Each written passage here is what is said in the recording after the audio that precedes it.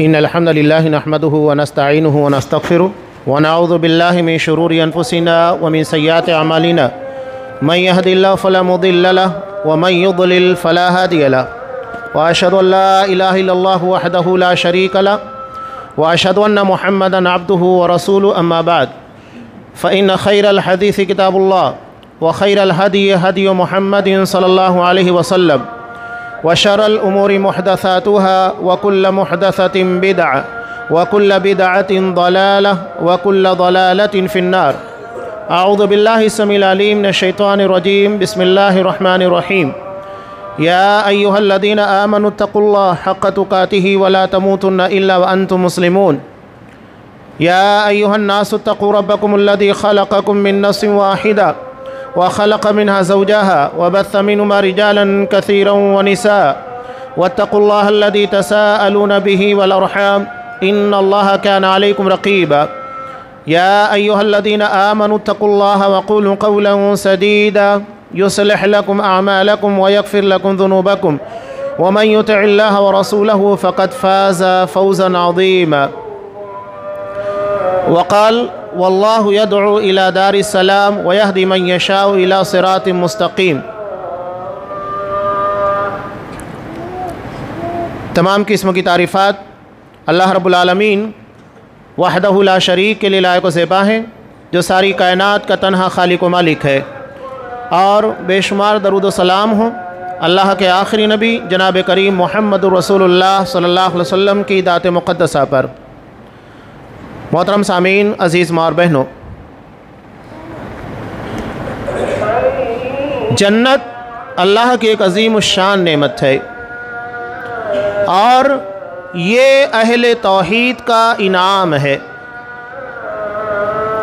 دنیا میں بھی ہم دیکھتے ہیں کسی بہت اہم چیز کو حاصل کرنے کے لیے محنت، جستجو، تکالیف اور آزمائشوں کے دور سے گزرنا ہوتا ہے، تب کہیں جا کر اتنی عظیم نعمت ہمیں حاصل ہوتی ہے. ایک اچھے کاروبار کو سیٹ کرنے کے لیے، ایک اچھے مکان کو بنانے کے لیے، ایک بہترین کمپنی کو کھڑا کرنے کے لیے کتنی محنت کرنی پڑتی ہے، یہ ہر کسی کو اچھی طرح پتہ ہے. اسی کو نبی کریم صلی اللہ علیہ وسلم نے اپنی حدیث کے اندر انتہائی جامع انداز کے اندر ارشاد فرمایا، جیسا کہ ترمذی کی روایت ہے، ان عظم الجزاء مع عظم البلاء. یقیناً بڑے انعامات بڑی آزمائشوں اور محنتوں کے بعد ملا کرتے ہیں. کوئی تھوڑی محنت کرے اسے بہت بڑا انعام، بہت بڑی ڈگری اور بہت بڑی پوسٹ نہیں دی جا سکتی. تو جنت اللہ کی سب سے عظیم نعمت ہے، تو اس کے لیے اللہ نے ایک راستہ رکھا ہے جو صراط مستقیم سے تعبیر کیا جاتا ہے. سورہ یونس کی ایک آیت میں نے آپ لوگوں کے سامنے پیش کی. اللہ تبارک و تعالیٰ یہاں ارشاد فرماتا ہے، واللہ یدعو الی دار السلام. اللہ ہمیں دار السلام کی طرف دعوت دے رہا ہے. وَيَهْدِي مَن يَشَاءُ إِلَىٰ صِرَاطٍ مُسْتَقِيمٍ. اور اللہ جسے چاہتا ہے صراط مستقیم کی ہدایت سے نواز دیتا ہے. اس ایک آیت میں اللہ نے بہت اہم بات بیان کی. دار السلام یہ جنت کے نام میں سے ایک نام ہے، یعنی سلامتی کا ٹھکانہ، جہاں انسانی زندگی کی جتنی بھی تکلیفیں ہو سکتی ہیں کچھ بھی نہیں ہوگی. نہ ذہنی اعتبار سے کوئی تکلیف ہوگی، نہ جسمانی اعتبار سے، نہ زندگی کے خاتمے کے اعتبار سے. کوئی چیز انسان کو جو تکلیف پہنچانے والی ہوتی ہے وہاں نہیں ہوگی. بات آگے بیان کرنے سے قبل میں بیان کر دوں کہ اللہ نے جنت کو سلامتی کا گھر کہا ہے، اور اس گھر تک پہنچنے کے لیے یقینی بات ہے کہ بہت ساری مشکلات، بہت ساری آزمائشوں کے دور سے گزرنا ہوگا. ہم یہ چاہیں کہ آزمائشیں نہ آئیں اور اس کے بعد اللہ کی اس عظیم نعمت سے ہم سرفراز ہو جائیں، ایسا نہیں ہو سکتا. حضرت ابراہیم علیہ السلام کی زندگی اور انبیاء کرام کی زندگی کے اندر آپ خود غور کیجئے گا. اللہ کے لیے جو چیزیں چھوڑی جاتی ہیں اللہ اس سے بہتر شکل میں ہمیں نعمتوں سے نوازتا ہے. حضرت ابراہیم علیہ السلام انہوں نے اللہ کی رضا کے لیے اپنے والد کو چھوڑا، گھر کو چھوڑا، اپنی بستی کو چھوڑا، اس کے بدلے میں اللہ نے کیا دیا؟ انہوں نے اپنے گھر کو چھوڑا، والد کو چھوڑا، نتیجے میں اللہ نے انبیاء کرام کی نسلیں ان کے ذریعے جاری کر دیں۔ جتنے انبیاء آئے سب انہی کی نسل سے آئے، یعنی انہوں نے صرف اپنے باپ کو چھوڑا، نتیجے میں اللہ تبارک و تعالیٰ نے انبیاء کی نسل عطا کر دی۔ بیٹے حضرت اسماعیل علیہ السلام نبی، بیٹے حضرت اسحاق علیہ السلام نبی، ان کے بیٹے حضرت یعقوب علیہ السلام نبی، ان کے بیٹے حضرت یوسف علیہ السلام نبی۔ سارے انبیاء کرام کا سلسلہ حضرت ابراہیم علیہ السلام کی نسل سے جاری ہوا۔ ایک چیز انہوں نے اللہ کے لیے چھوڑی، کیا ملا؟ پوری نسلوں سے انبیاء کو، رسولوں کو بھر دیا گیا۔ حضرت موسیٰ علیہ السلام، جن کے بارے میں نبی کریم صلی اللہ علیہ وسلم نے ارشاد فرماتے ہیں مسلم کی روایت میں کہ قیامت کے دن جب سور پھونکا جائے گا سارے انسان بے ہوش ہو جائیں گے، سب سے پہلے میں ہوش میں آؤں گا، میں دیکھوں گا کہ حضرت موسیٰ علیہ السلام عرش کے پائے کو تھامے ہوئے ہیں۔ میں نہیں جانتا کہ وہ مجھ سے پہلے ہوش میں آ گئے یا تو کوہ طور کے پر جو بے ہوشی تھی اللہ نے اس کے بدلے میں انہیں قیامت کی بے ہوشی سے محفوظ رکھا۔ حضرت ابراہیم علیہ السلام، بخاری کی روایت میں قیامت کے دن جب تمام انسان ننگے ہوں گے، برہنہ ہوں گے، جس طرح مازردات پیدا ہوتے ہیں تو سارے لوگ اسی طرح ہوں گے۔ سب سے پہلے جنہیں لباس پہنایا جائے گا وہ حضرت ابراہیم علیہ السلام ہوں گے۔ یہ اعزاز کیوں ہوگا؟ یہ اعزاز اس لیے کہ جب انہیں دنیا میں اللہ تبارک و تعالیٰ کی توحید کو منوانے کے لیے اللہ کے لیے لڑ رہے تھے، پوری قوم سے لڑ گئے تھے، لوگوں نے انہیں آگ میں ڈالا تو آگ میں ڈالے جانے کے وقت ان کے جسم کا لباس بھی اتار لیا گیا تھا۔ جو چیز انہوں نے اللہ کے لیے چھوڑی اللہ نے آخرت میں اس کا سب سے بہترین انتظام کیا۔ یہی بات قیام اللیل تراویح کے تعلق سے کہی جاتی ہے کہ جس دن یعنی قیامت کے دن یوم یقوم الناس برب العالمین، جب تمام لوگ اللہ تبارک و تعالیٰ کے سامنے کھڑے ہوں گے، جس کو قیامت کا دن کہا جاتا ہے، نبی کریم صلی اللہ علیہ وسلم نے کہا 50,000 سنہ، 50,000 سال کے برابر وہ دن ہوگا۔ وہاں اتنا لمبا قیام، یہاں ہم چند گھنٹے کھڑے نہیں رہ پاتے، اور وہ بھی گرمی کا عالم، جب سورج سوا نیزے کے پر ہوگا، 1.25 میل کے فاصلے کے پر ہوگا، شدت کا عالم کیا ہوگا، کوئی پسینے کے اندر اپنے ٹخنوں تک، کوئی گھٹنوں تک، کوئی کمر تک، کوئی اپنے کان کی لو تک، کوئی پورا پسینے میں شرابور ہوگا۔ ایسے عالم میں 50,000 سال کے برابر دن وہاں قیام کرنا، علماء سلف کہتے ہیں جو اللہ کے سامنے کھڑا ہونا سیکھ لیتا ہے، خاص طور سے نماز تراویح کا لمبا قیام، دنیا میں ہم اللہ کے لیے کھڑا ہونا سیکھیں گے تو اللہ تبارک و تعالی ہمیں آخرت کے اس قیام سے محفوظ رکھے گا۔ تو جو چیز اللہ کی رضا کے لیے قربان کی جائے اللہ اس سے بہتر عطا کرتا ہے۔ کوئی یہ نہ سمجھے کہ اللہ اگر ہم سے کچھ لے رہا ہے تو کچھ دے گا نہیں، بلکہ کچھ لینے کے لیے اس سے کہیں زیادہ بہتر دینے کے لیے ہوتا ہے۔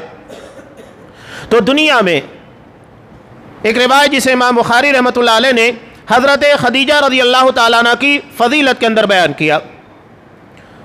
حضرت جبرائیل علیہ السلام آئے اور کہا کہ دیکھو خدیجہ آ رہی ہیں، ان کے ہاتھ میں کوئی مشروب ہے، جب وہ آئیں تو انہیں اللہ تبارک و تعالیٰ کی طرف سے سلام بھیجنا۔ اللہ حضرت خدیجہ کے لیے سلام بھیج رہا ہے، اتنا بڑا اعزاز، اس لیے کہ انہوں نے اپنے اللہ کے دین کے لیے اپنی ساری دولت داؤں کے پر لگا دی تھی، آپ صلی اللہ علیہ وسلم کے لیے پوری تجارت لگا دی، اتنی بڑی قربانی۔ جب آپ کو کسی نے سہارا نہیں دیا، سب سے بڑا سہارا دنیا میں حضرت خدیجہ رضی اللہ تعالیٰ عنہ تھی۔ آپ صلی اللہ علیہ وسلم کہا کرتے تھے کہ جب لوگوں نے مجھے ٹھکرایا انہوں نے مجھے اپنایا، مجھے اللہ نے کسی اور بیوی کے ذریعے اولاد نہیں دی، اللہ نے اس کے ذریعے مجھے اولاد عطا کی۔ جب لوگوں نے مجھے محروم کیا تو انہوں نے اپنا مال اللہ کے دین کے لیے لگایا، یہ ان کی خدمات تھی۔ جب آئی تو حضرت جبرائیل علیہ السلام نے کہا کہ آپ انہیں اللہ کی طرف سے سلام پیش کیجیے گا اور جنت میں موتیوں کے محل کی بشارت دیجیے، وہ محل جہاں کسی بھی قسم کا شور نہیں ہوگا، جہاں کوئی تھکن نہیں ہوگی، جہاں انہیں کوئی ڈسٹرب نہیں کرے گا۔ دنیا میں انہیں بڑی پریشانیاں تھیں۔ ایک تو نبی کریم صلی اللہ علیہ وسلم نے جب نبی ہونے کا اعلان کیا، اللہ نے آپ کے سر کے پر تاج رسالت رکھا، بہت عظیم ذمہ داری آپ کے کاندھوں کے پر ڈالی گئی۔ آپ صلی اللہ علیہ وسلم کے تئیں فکر مند رہا کرتی تھیں، اپنی تجارت ہے انہیں سنبھالنا ہے، بچوں کو سنبھالنا ہے، کتنی ساری ذمہ داریاں۔ اور وہ آج کی طرح مشینی دور نہیں تھا کہ بٹن کے دبانے کے بعد پانی ٹانکی کے اندر پہنچ جائے، یا بٹن دبانے کے بعد مسالہ چند منٹوں کے اندر پس جائے۔ ہر چیز کی سہولیات ہے آج۔ حضرت خدیجہ رضی اللہ تعالیٰ عنہ نے اس دور میں اسلام کی خدمت کی تھی اپنے مال اور نبی کریم صلی اللہ علیہ وسلم کی حوصلہ افزائی کے ذریعے۔ تو نتیجہ کیا ہوا؟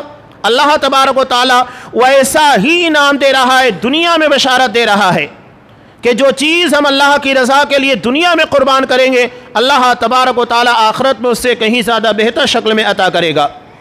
امام مسلم رحمۃ اللہ علیہ نے اب جیسا کہ یہاں پر اللہ نے بیان کیا، واللہ یدعو الی دار السلام، اللہ دار السلام سلامتی کے گھر کی طرف دعوت دے رہا ہے، بلا رہا ہے۔ اور یہ قرآن، یہ حدیث، نبی کریم صلی اللہ علیہ وسلم کی دعوت اور اسلام کا یہ نظام، خطبات جمعہ، دروس، یہ ساری چیزیں کس لیے ہیں؟ ہر چیز ہمیں اللہ کے اس سلامتی کے گھر کی طرف دعوت دینے کے لیے رکھی گئی ہے، اور وہ دعوت صراط مستقیم کے پر ہے۔ جنت کو سلامتی والا گھر کیوں کہا جاتا ہے؟ مسلم کے ایک روایت کے ذریعے پوری بات بالکل واضح ہوتی ہے۔ حضرت ابو سعید خدری رضی اللہ تعالیٰ عنہ کہتے ہیں کہ جب اہل جنت کو جنت میں داخل کر دیا جائے گا تو اس کے بعد اللہ کی طرف سے ایک ندا دینے والا، آواز دینے والا آواز لگائے گا۔ کیا آواز لگائے گا؟ انسان جب کسی بڑی اور عظیم نعمت کو پاتا ہے تو اسے فکر ہوتی ہے کہ کہیں یہ نعمت ختم نہ ہو جائے، یہ چھن نہ جائے، تو اللہ وہاں پر اللہ کی طرف سے ندا دینے والا آواز دے گا کہ تم یہاں ہمیشہ رہو گے، کبھی نکالے نہیں جاؤ گے۔ اگر دنیا میں ایک انسان بہترین تجارت، کاروبار یا بزنس کھڑا کر لیتا ہے، یا دنیا میں اچھے مکان کو بنا لیتا ہے، اسے فکر لگی رہتی ہے کہ یہ کبھی نہ کبھی ختم ہو جائے گا، یا اس کے پر کسی قسم کی آفت نہ آئے، یا تجارت کے اندر مندی نہ آ جائے۔ ہر کسی کو فکر لگی ہوتی ہے، چاہے وہ دنیا میں کتنا ہی بہترین کاروباری انسان کیوں نہ ہو، یا اس کی معیشت اور اس کا ذریعہ معاش انتہائی شاندار کیوں نہ ہو، لیکن اسے ایک فکر لگی رہتی ہے، فکر سے آزاد کر دیا جائے گا۔ ٹھیک ہے، انسان کو اگر ساری نعمتوں سے نواز دیا گیا، لیکن اگر اس کی موت طے کر دی گئی کہ تمہیں 100 سال 150 سال کے بعد مر جانا ہے، تو انسان سوچے گا کہ اتنی ساری نعمتوں کے ملنے کے بعد فائدہ کیا، کہ جب مجھے خود مر جانا ہے، فنا ہو جانا ہے، تو وہاں ندا لگائے گا کہ یہاں تمہیں کبھی موت نہیں آئے گی، ہمیشہ زندہ رہو گے۔ یہ دار السلام ہے۔ سلامتی کی وہ ساری چیزیں جو انسان کے لیے ضروری ہوتی ہے سب مہیا کی جائے گی۔ ٹھیک ہے، انسان کو ہمیشہ کی زندگی دے دی گئی، لیکن اس کے اپنے جسمانی مسائل ہیں، عمر کے تقاضے ہیں، بچپنا ہوتا ہے، جوانی ہوتی ہے، بڑھاپا آتا ہے۔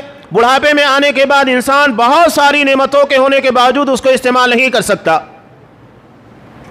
یہ اللہ نعمتیں چھین لیتا ہے۔ بہت ساری بیماریاں ہمیں اللہ کی بڑی بڑی نعمتوں سے محروم کر دیتی ہیں۔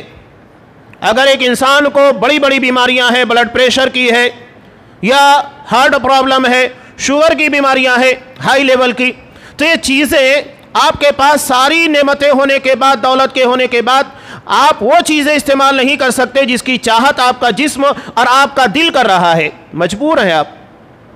پیسہ ہونے کے بعد بھی نعمتوں کو خرید نہیں سکتے، اور اگر خرید بھی لے تو اسے استعمال نہیں کر سکتے، لطف اندوز نہیں ہو سکتے۔ تو وہاں یہ بہت بڑی نعمت ہوگی کہ انسان جو اپنی صحت سے متعلق فکر مند ہوتا ہے، اس کی عمر کو 33 سال کے آس پاس روک دیا جائے گا، جو جوانی کی بھرپور عمر ہوتی ہے۔ جوانی کی سب سے بہترین دور کے اندر انسان کو رکھا جائے گا۔ یہ عمر نہ گھٹے گی نہ بڑھنے والی ہے، اسی کے پر ہماری عمر کو روک دیا جائے گا۔ کہا جائے گا کہ یہاں تم ہمیشہ جوان رہو گے، کبھی بیماری آنے والی نہیں، نہ کبھی تمہارے پر بڑھاپا طاری ہونے والا ہے۔ انسان کو اگر بیماری لگ جائے تو جوانی کے اندر بھی بہت ساری چیزوں کو استعمال نہیں کر پاتا، یا اگر چند روز کے لیے بھی بیمار پڑ جائے تو بہت ساری چیزیں ڈاکٹر منع کر دیتا ہے کہ آپ چاول نہیں کھا سکتے، گوشت نہیں کھا سکتے، تیل کی چیزیں نہیں کھا سکتے، فرائی آئٹم نہیں کھا سکتے۔ کیوں؟ یہ بیماری کی وجہ سے ہمارے لیے نقصان دہ ہو جاتی ہیں۔ تو وہ ساری چیزیں جو انسانی زندگی کے اندر پرابلم سے پیدا کرتی ہیں، وہ ساری چیزوں کو جنت سے نکال دیا جائے گا، یہاں تک کہ جنت کے اندر انسان کو غلاظتیں جو نکلتی ہیں قضاء حاجت کی شکل میں یا ہماری اپنی ناک کے ذریعے، ساری چیزوں سے پاک و صاف رکھا جائے گا، کچھ نہیں ہوگا۔ وہاں نیند بھی نہیں آئے گی۔ نیند یہ ہماری کمزوری کی علامت ہے کہ جب تک ہم سوئیں گے نہیں، ہمارے سیل ریپیئر نہیں ہوں گے، ہم چاق و چوبند نہیں ہو سکتے۔ اگر ایک انسان مسلسل 24 گھنٹے جاگ جائے تو کیا نتیجہ ہوتا ہے پتہ ہے؟ بالکل تھکا ماندہ، چہرے کے پر تر و تازگی کے آثار تک نہیں ہوتے، کسی کام میں جی نہیں لگتا۔ وہ ساری چیزیں جو انسان کو تر و تازہ رکھتی ہے، یہ نیند کے بعد بیداری ہوتی ہے، لیکن وہاں نیند نہیں آئے گی۔ کیوں؟ اس لیے کہ موت کو ذبح کر دیا جائے گا، اور نیند آپ صلی اللہ علیہ وسلم نے کہا کہ یہ اخو الموت، یہ موت کی بہن ہے۔ تو جب موت نہیں ہوگی تو نیند کہاں سے آئے گی؟ ہم سو کر جب بیدار ہوتے ہیں تو کون سی دعا پڑھتے؟ اللہم بسمک اموت و احیا، کہ ہم اللہ ہی کے نام کے پر سوتے ہیں اور بیدار ہوتے ہیں، اور اس کے بعد جب انسان سو کر بیدار ہوتا ہے تو دعا پڑھتا ہے الحمدللہ الذی احیانی بعد ما اماتنی والیہ النشور، ساری تعریف اللہ تبارک و تعالیٰ کے لیے جس نے موت کے بعد ہم کو زندہ کیا۔ تو یہ نیند موت کی ایک شکل ہوتی ہے، صرف سانسیں چلتی ہیں، باقی موت کے تمام آثار ہمارے پر ہوتے ہیں۔ آنکھ اگر کھلی ہوئی ہو تو ہم دیکھ نہیں سکتے، اگر کوئی ہمارے پاس بیٹھ کر باتیں کرے سن نہیں سکتے، ہاتھ ہونے کے بعد کوئی چیز پکڑ نہیں سکتے، پیر ہونے کے بعد چل نہیں سکتے، ساری چیزوں سے محروم ہو جاتے ہیں نیند کے عالم میں۔ تو یہ ہے موت، اور نیند اسی کی چھوٹی بہن ہے۔ تو جنت میں نیند بھی نہیں آئے گی، نہ اونگ آئے گی، صرف جاگنا ہی جاگنا ہوگا۔ یہ زندہ، اور یہ وہ جسم نہیں ہوگا جو ہم سمجھتے ہیں۔ دنیا کا جو جسم ہم کو عطا کیا گیا کہ انسان کتنا ہے، 5 فٹ، 5.5، 6 فٹ، 6.5 فٹ کا ہوتا ہے، اس سے زیادہ نہیں۔ قیامت کے دن سارے اہل جنت کو اعلیٰ صورت آدم، حضرت آدم علیہ السلام کی قد کاٹھی کے اعتبار سے جنت میں داخل کیا جائے گا۔ کتنے فٹ کے تھے حضرت آدم علیہ السلام؟ 60 ذراع، 60 ذراع۔ ذراع انگلی کے کنارے سے لے کر کوہنی تک کے حصے کو کہا جاتا ہے، تقریباً 1.5 فٹ۔ 60 ذراع 90 فٹ ہوتا ہے، یعنی اس قد کاٹھی کے اعتبار سے انسان کو جنتوں میں داخل کیا جائے گا۔ یہ انسان کی قد کاٹھی ہوگی۔ ایسے بہت ساری روایتیں ملتی ہیں۔ آپ صلی اللہ علیہ وسلم نے کہا انسانی زندگی کی 2 بڑی خواہشات جو اس کے جسم سے منسلک ہوتی ہے، یعنی کھانا اور عورتوں کے ذریعے لطف اندوزی۔ آپ صلی اللہ علیہ وسلم نے کہا کہ 100 آدمیوں کے برابر انسان کو کھانے اور جمع کی طاقت دی جائے گی۔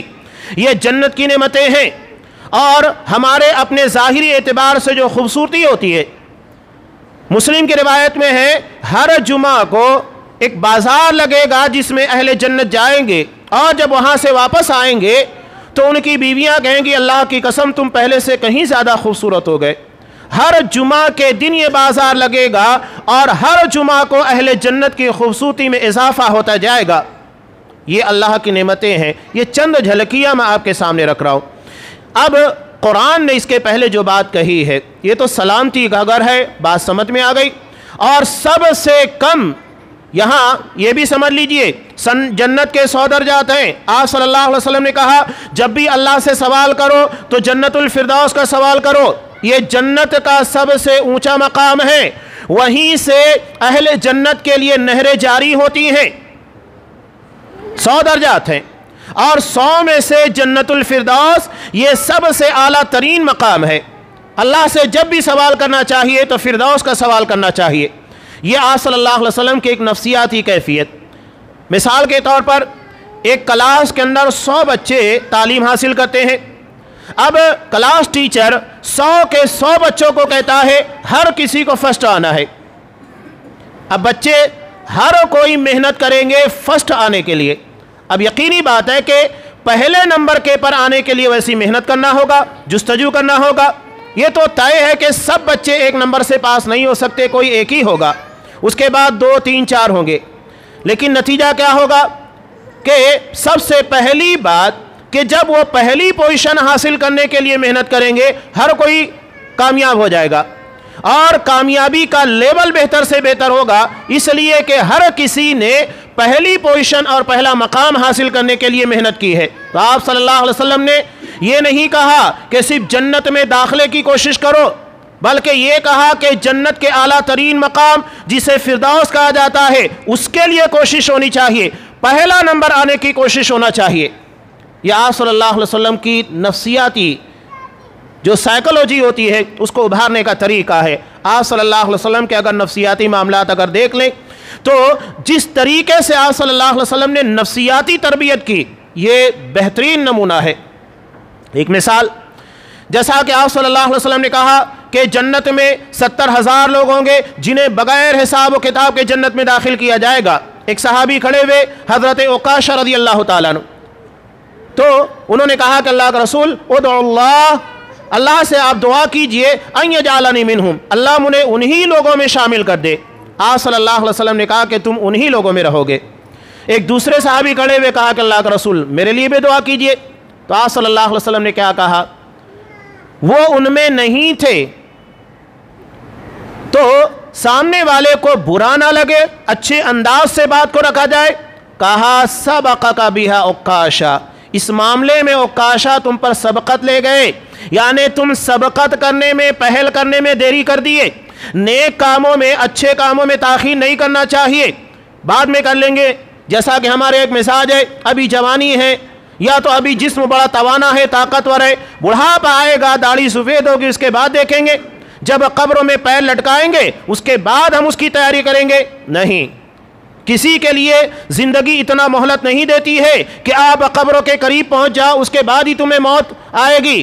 موت کبھی بھی آ سکتی ہے۔ جب موت کبھی بھی آ سکتی ہے تو ہمیں ہمیشہ تیار رہنا چاہیے۔ کبھی بھی اللہ کا پیغمبر آ کر، اللہ کا فرشتہ آ کر ہمیں اللہ کی طرف دعوت دے گا، اور یہ ایسی چیز ہے کہ وہاں کسی ایک لمحے کے لیے کسی کو مہلت نہیں دی جاتی ہے۔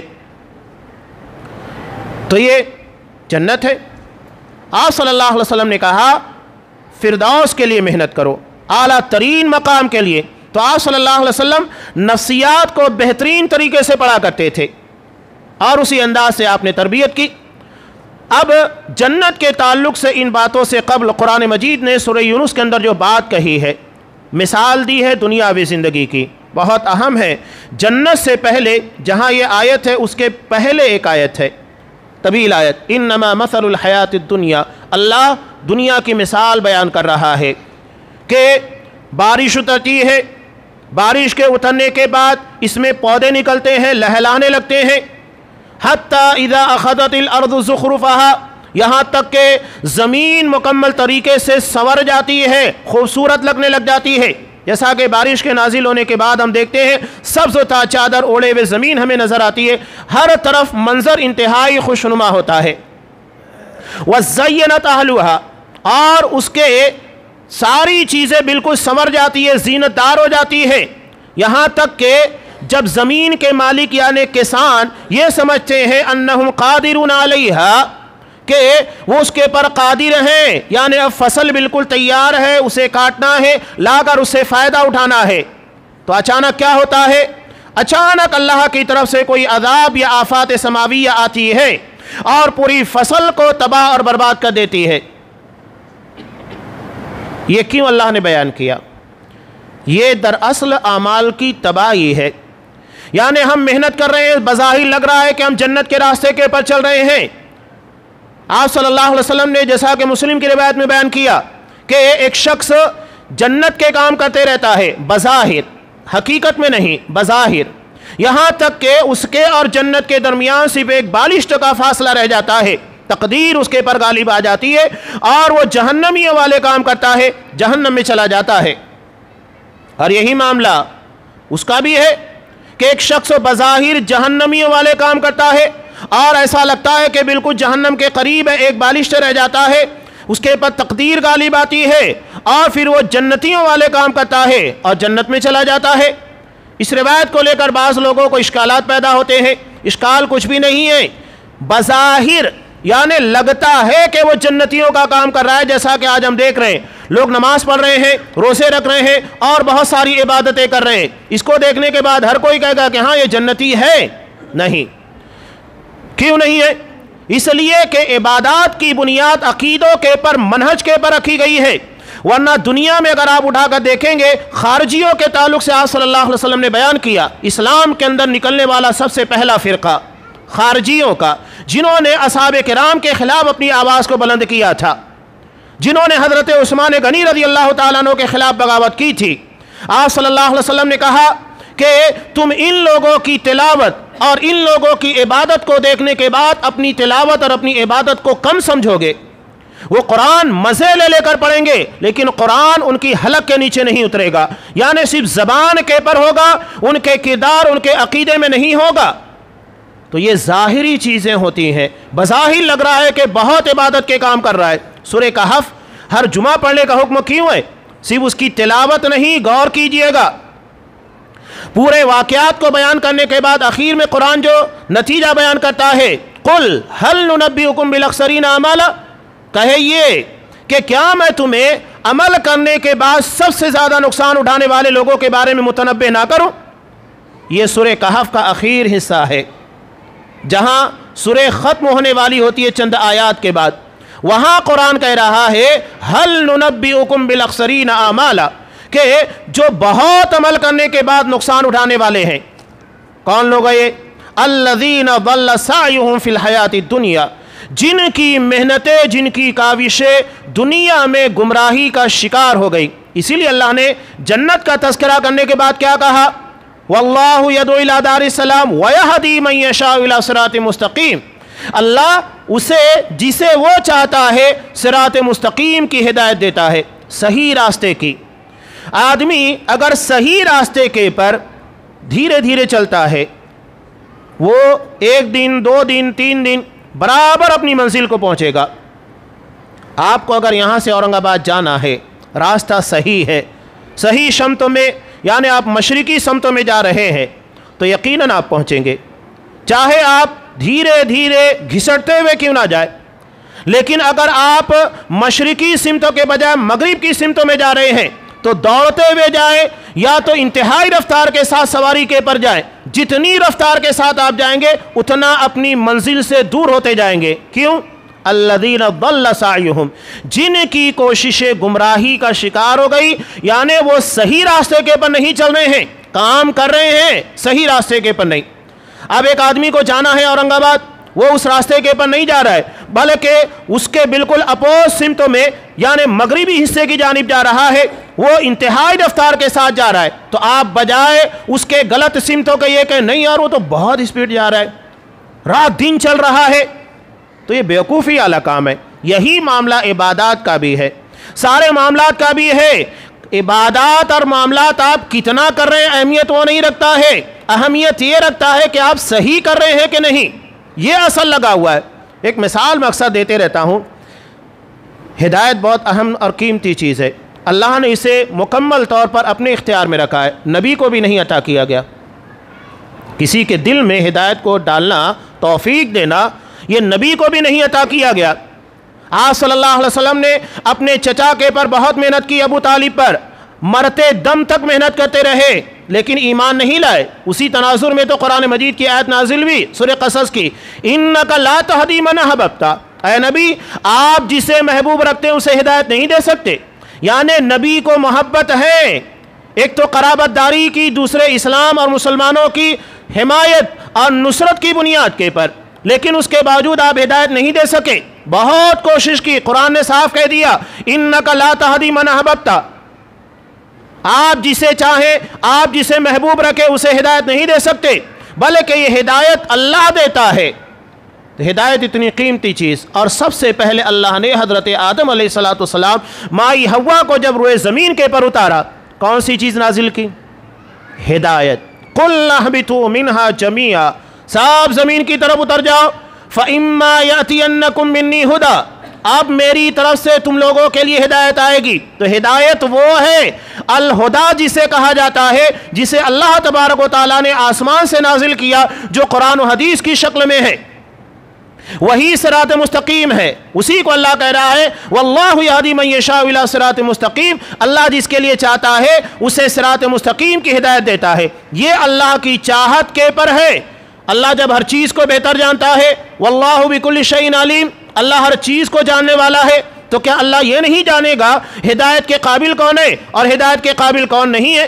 وہ سب سے بہتر جانتا ہے، لہذا جو قابل ہے انہیں ہدایت دیتا ہے، اور جو قابل نہیں ہے انہیں محروم کر دیتا ہے۔ تو اللہ سے جو صراط مستقیم کی دعا فرض نماز کی 17 رکعتوں میں روزانہ کی جاتی ہے، اسی لیے ہے کہ اہدنا الصراط المستقیم، جو عبادت یا جو بھی نیکیاں ہم کر رہے ہیں وہ ضائع نہ ہو سکے، وہ رائے گاہ نہ ہو، ہماری محنتیں ضلالت کا، گمراہی کا شکار نہ ہو سکے۔ اللہ نے اتنی عظیم الشان نعمت رکھی ہے جنت کی شکل میں، تو اس کا مطلب یہ نہیں کہ آپ کدھر سے بھی جائیں آپ کو وہ نعمت مل جائے گی۔ آخری جنتی کے بارے میں آپ صلی اللہ علیہ وسلم نے کہا، مسلم کی روایت، کہ دنیا کے 10 پٹ اسے جنت میں جگہ دی جائے گی، آخری جنتی۔ تو اللہ نے اتنی عظیم نعمت تیار کی ہے، تو اتنی بڑی نعمت کے حصول کے لیے ہمیں اتنی محنت کرنا ہوگا۔ یہ نہیں ہے کہ یوں ہی ہمیں اللہ تبارک و تعالیٰ عطا کر دے، اس کے لیے اپنے آپ کو اس قابل بنانا ہے۔ اتنا ہونے کے بعد جنت کے تعلق سے اللہ تبارک و تعالیٰ نے 2 باتیں سمجھنے کی ہے۔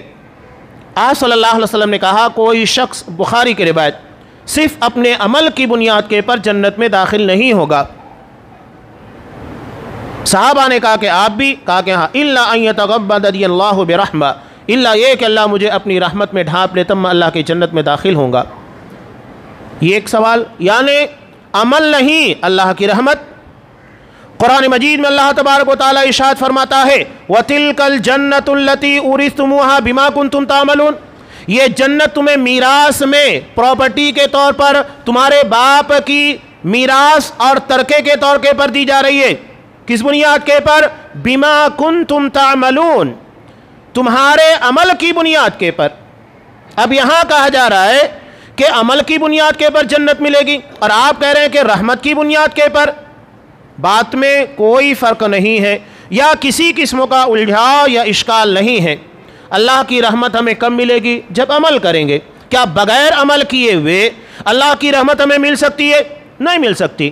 تو رحمت کی بنیاد عمل ہے، جہاں یہ کہا گیا کہ عمل کی بنیاد کے پر ملے گی، اس کا مطلب بھی یہی ہے عمل کیجئے تاکہ اللہ کی رحمت مل سکے۔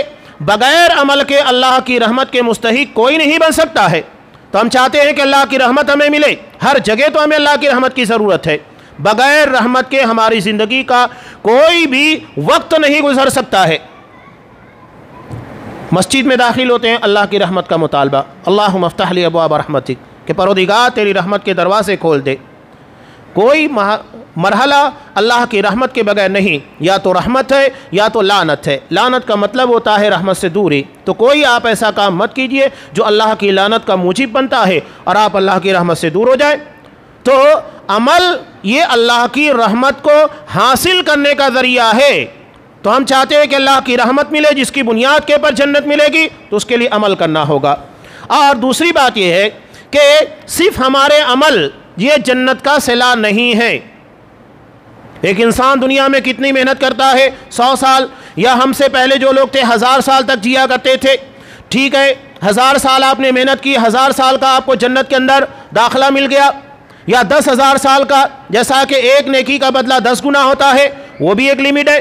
لیکن جنت تو لافانی ہے، کبھی نہ ختم ہونے والی ہے۔ تو یہ محض اللہ تبارک و تعالیٰ کا رحم ہے کہ وہ ہمارے محدود عمل کی بنیاد کے پر لامحدود نعمتوں سے ہمیں نواز رہا ہے۔ تو یہ بہت اہم چیز ہے۔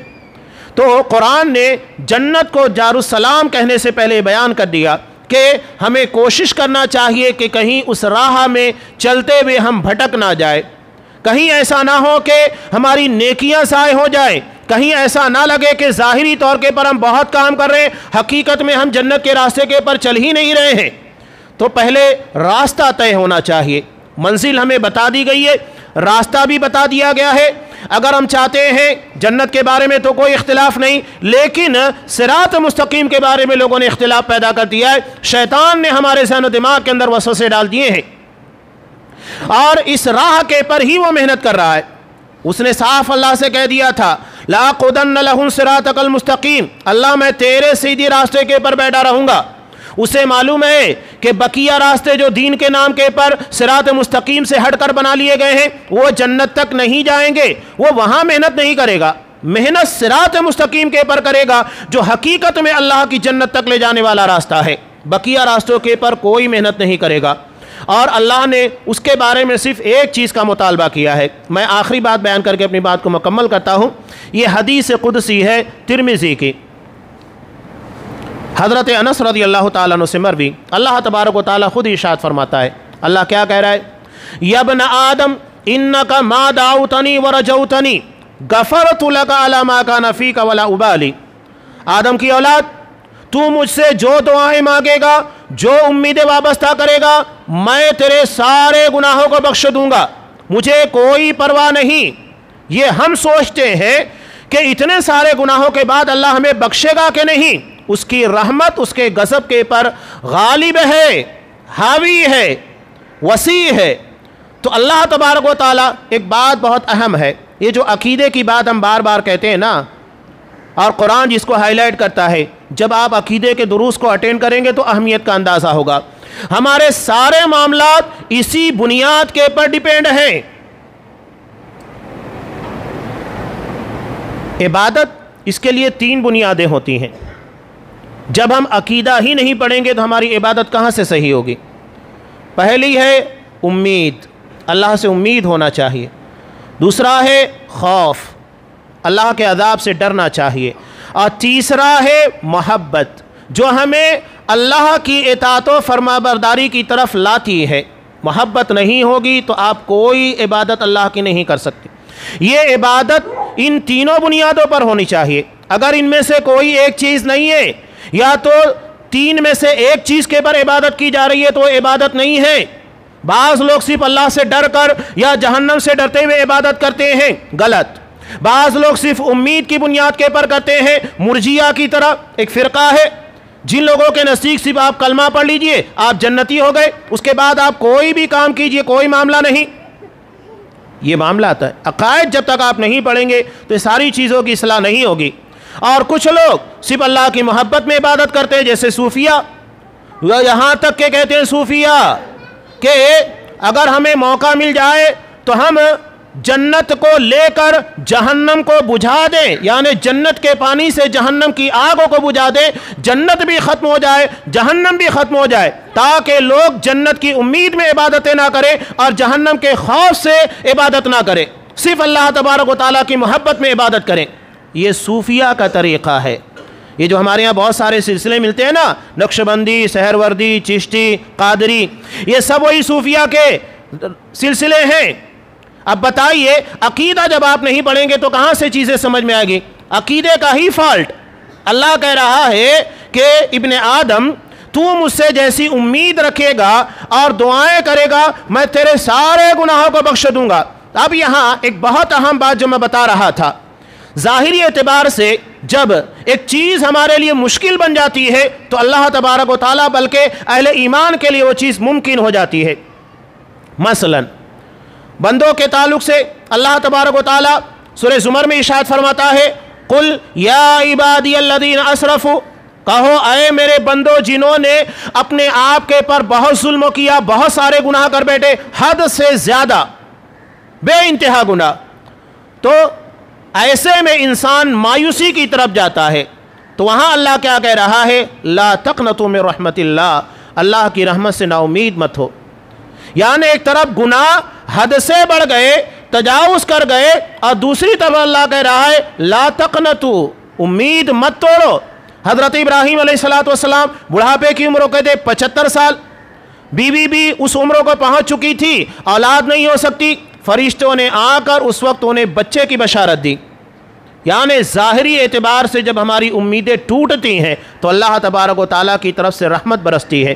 تو امید کبھی نہیں چھوڑنا چاہیے۔ یہ جو کہا جاتا ہے نا کہ مایوسی کفر ہے، اسی بنیاد پر کہ آپ اگر کسی چیز سے مایوس ہوتے اس کا مطلب آپ اللہ کی رحمت، اللہ کی قدرت کے پر یقین چھوڑ رہے ہیں، جبکہ اللہ رحیم و کریم ہے، اللہ قادر ہے، ہر چیز کے پر قدرت رکھنے والا۔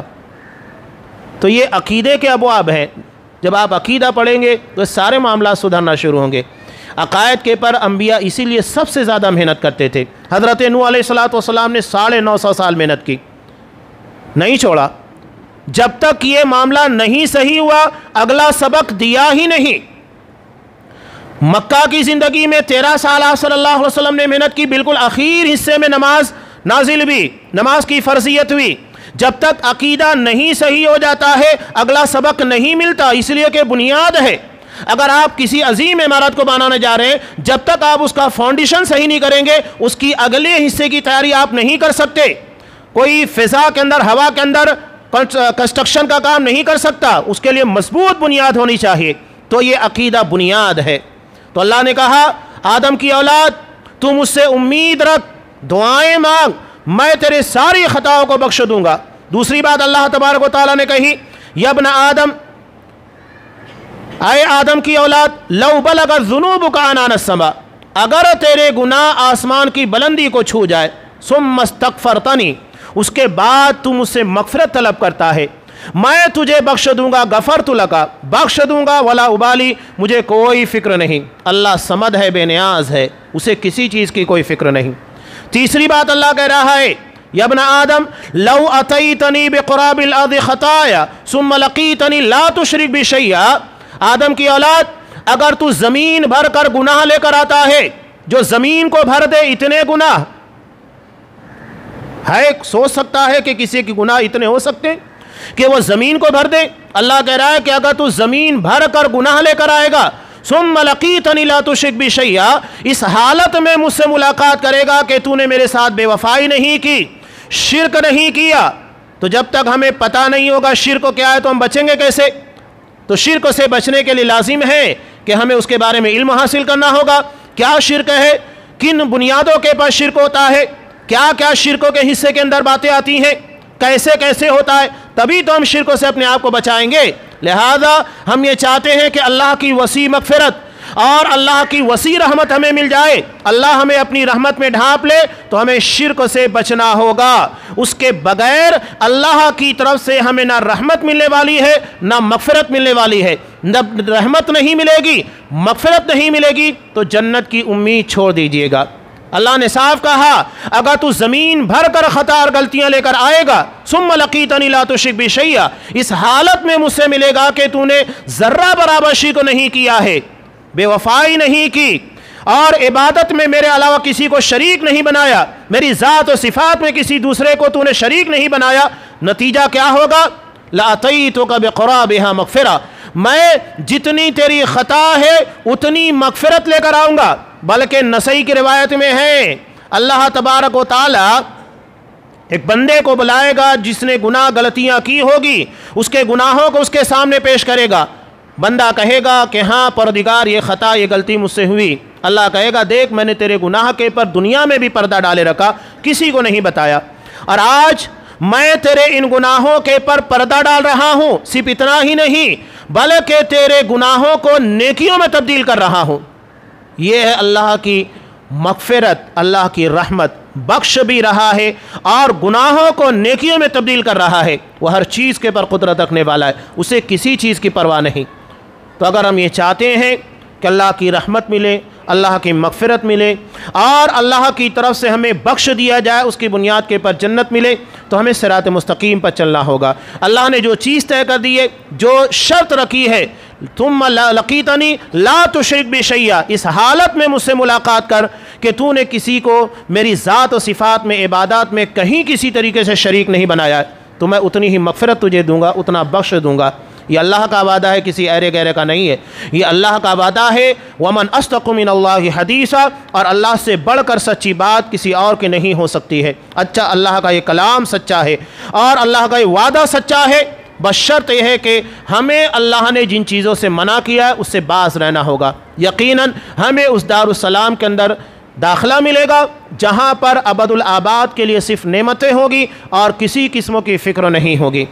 ہر کسی کو چاہت ہے اللہ کی رضا کی، اس کی رحمت کی، مغفرت کی، جنت کی، تو ہمیں ان راستوں کے پر چلنا ہوگا جن راستوں کے پر اللہ نے ان چیزوں کو رکھا ہے۔ اللہ تبارک و تعالی ہمیں اس کی توفیق دے اور ان سارے اعمال سے محفوظ رکھے جس سے اللہ ناراض ہوتا ہے، جو ہمیں جنت سے محروم کر دیتے ہیں، اللہ کی رحمت سے دور کرتے ہیں اور مغفرت میں رکاوٹ بن جاتے ہیں۔ پروردگار ایسے اعمال کی توفیق دے جو تیری رضا، تیری رحمت اور مغفرت کا ذریعہ بنے اور تیری عظیم الشان نعمت تک یعنی جنت تک ہمیں پہنچانے کا سبب بنے۔ اللہ تبارک و تعالی ہمیں جہنم سے محفوظ رکھ اور جنت میں جانے کے راستے کے پر چلنے کی توفیق دے اور اپنی نعمت یعنی جنت سے ہمیں نواز۔ آمین۔